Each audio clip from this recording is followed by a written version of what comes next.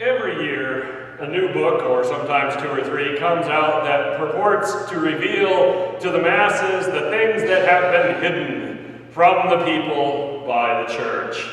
In grand conspiratorial tomes, this new revelation rehashes things which have been known for centuries. In the end, the supposed conspiracy turns out to be nothing more than the writings of a heretic that were rejected by the people of God nearly 2,000 years ago, and then, of course, forgotten, like many a discarded idea. It helps people like Dan Brown sell books and get rich for them to accuse the church of nefarious motives and methods worthy of the CIA, but the reality is far more pedestrian. Only a fool would pretend that church history doesn't contain its share of rascals and scoundrels, of course, who use the church for their own selfish ends.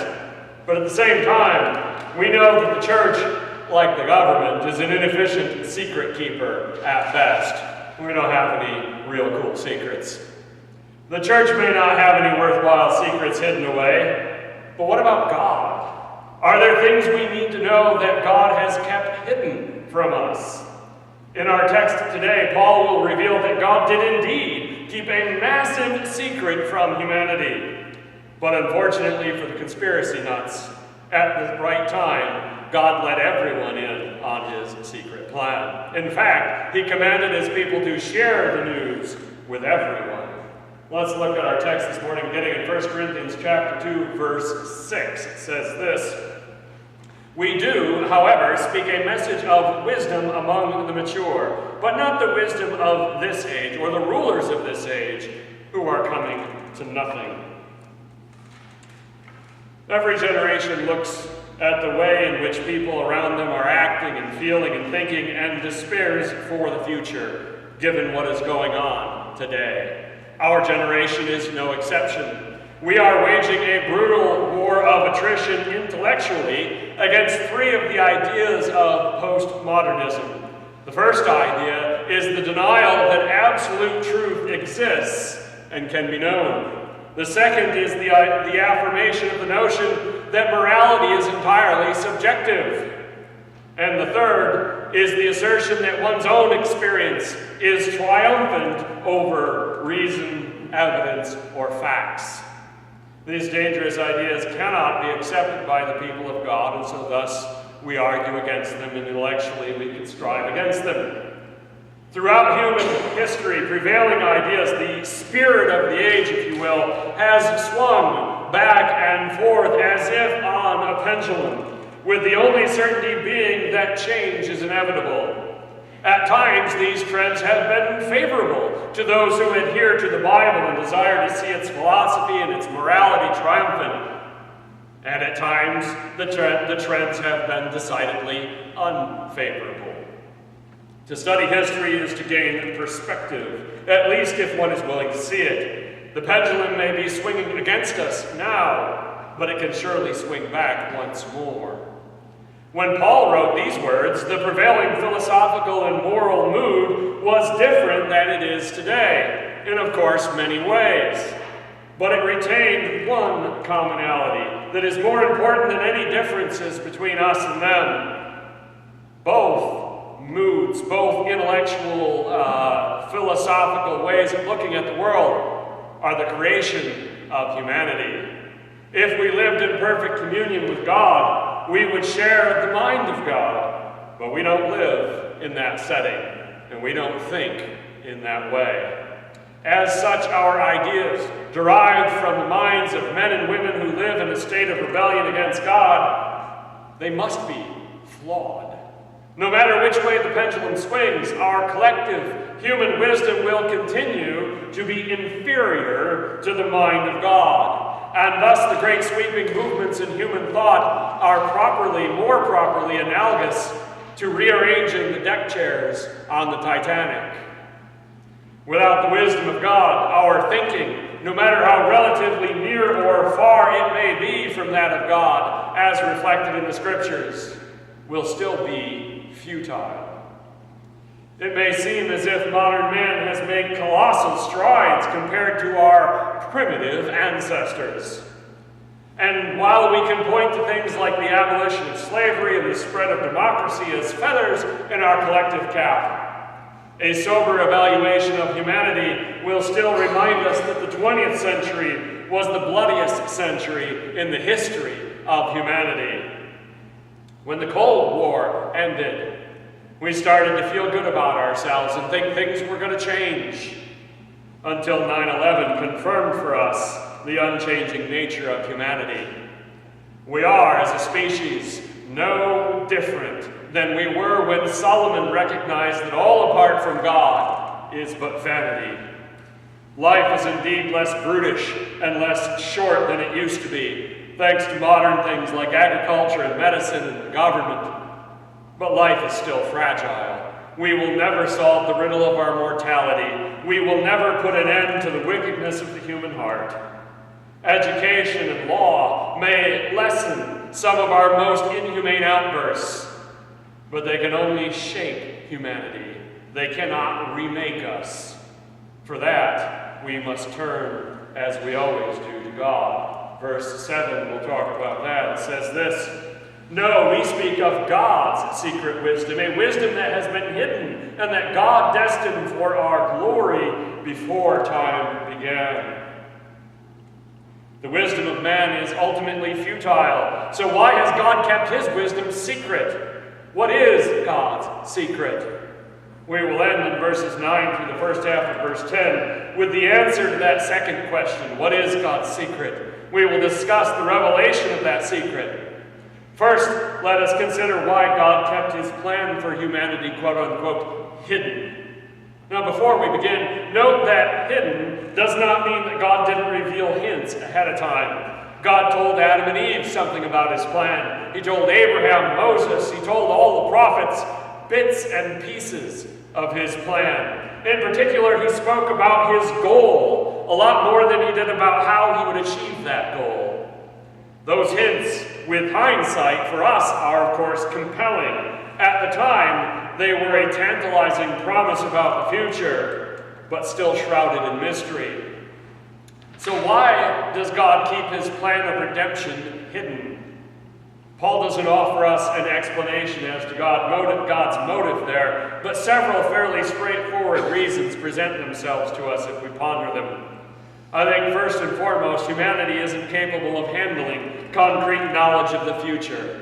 How would Abraham have responded, for example, had God informed him that the ultimate fulfillment of the promise that he's given him? He said, Abraham, all nations will be blessed for you. Oh, by the way, that's not going to really happen for 2,100 years. How would Abraham have responded? How would future generations have dealt with knowing that it was a long way off, or it was coming real quick? I don't think we're capable. God, and secondly, a more important reason perhaps, is that God values our trust in him. As any parent knows, a child doesn't need to know everything that you know to obey your rules.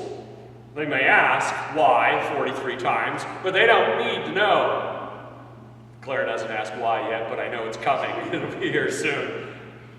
God wants his people to trust his promises. It is not the details of the promise that the Old Testament saints trusted in. Rather, it was the faithfulness of God that they put their faith in. They said, God, you are faithful, you will keep your promise, and that's good enough for me. They didn't need to know the details. They didn't know the details. Thirdly, I also think that the audacity of the plan of God to actually send his Son, God in the flesh, to earth, was made all the more incredible by the sense of wonder that prevailed that day in Bethlehem. In other words, the prophet knew God would save his people, but they weren't prepared for the awe of what he really did. It was incredible. Paul says that it was always God's intention, before time began, to make his love and glory known with increasing levels of revelation until it culminated in Emmanuel, in God with us. God knew the exact time and place of the incarnation before God even created time and space. It was a demonstration of the wisdom of God to know that this supreme act of redemption would be necessary, and a testament to the compassion and love of God for his creation, that he didn't hesitate to create humanity despite the eventual high cost of rectifying our rebellion against him. That was God's big secret, that one day the Son of God would walk among us. Not the kind of thing that could help Dan Brown sell more novels, to be sure, but it has one thing going for it that will be conspicuously absent if you take the time to read the Da Vinci Code. It actually has the truth in it. The next verse, verse 8, says this: "None of the rulers of this age understood it, for if they had, they would not have crucified the Lord of glory." The Roman and Jewish leaders who conspired to kill a traveling rabbi and miracle worker who was far too popular with the common people for their own comfort were actually conspiring against the Son of God, the very chosen Messiah. They didn't know that. It wasn't because the mystery of God had been previously hidden. That's a cop-out. It wasn't because God kept that information from them. The hearts of those men who made those decisions were already set against the will of God in rebellion and disobedience.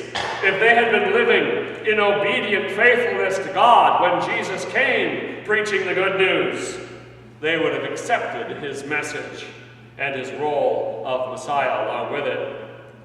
You see, the rebellious heart of man ignores obvious facts in order to continue in rebellion. Those who are living by faith gladly accept God's redemptive work on their behalf. If you are in rebellion against God, you can ignore all manner of God's efforts. Remember the parable of the rich man and Lazarus. He says, "Send them back that they might save my brothers. Send Lazarus back because my brothers are coming here too, to this place of torment." But the reply is, they've got the law and the prophets. They wouldn't believe a miracle if they saw it. Now for the Lord of the Rings analogy, which you knew was coming, because this is actually the correct time and place for it. In the Lord of the Rings, Frodo and Sam are able to sneak into Mordor to destroy the Ring of Power, in part because Sauron, the ring's evil creator, cannot possibly conceive of anyone who would willingly give up such immense power by actually destroying it. You see, Sauron is blinded by his own lust for power and imagines that everyone else is equally enthralled to that same desire for power. He can't imagine someone who wouldn't even want to rule. I think Paul is saying the same thing here. Those in rebellion against God, enthralled by their own supposed freedom, for them to consider that God might come to earth to save humanity, it's inconceivable. If you don't think that you need to be saved, why would you keep your eyes open for a Savior? Doesn't make any sense. Verses 9 through the end, first half of 10. "However, as it is written, no eye has seen, no ear has heard, no mind has conceived what God has prepared for those who love him. But God has revealed it to us by his Spirit." The quote there from Paul is a fairly free rendition of Isaiah 64:4 from the Septuagint. When Isaiah first wrote those words, it was still unknown what God was preparing. The prophets had revealed many things about the Messiah who would one day come. But bringing those hints together into one coherent picture was no easy task. And they didn't know when would God fulfill his promise. When Paul quotes Isaiah, he's doing so from the perspective of those who have seen with their own eyes the long-awaited coming of the Messiah. His many miracles, his powerful teaching, his triumphal entry into Jerusalem, his sham trial and brutal crucifixion, and of course his glorious resurrection 3 days later. Paul has seen all of those things. Needless to say, Paul knows a lot more about what God's amazing plan was than Isaiah could ever have dreamed of. It was beyond the mind of man to conceive that God would do so much to save us from our sins. I would imagine the typical expectation of people in Paul's day before the day of Paul, before Christ came, would be that God was going to help us save ourselves. Presumably, he had already started, right? He gave us the law, he sent the prophets, he's just going to do something else to help us save ourselves.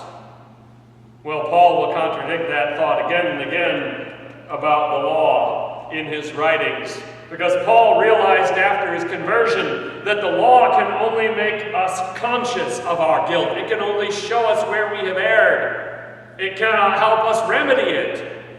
God's plan, in the end, blew all of humanity's expectations out of the water.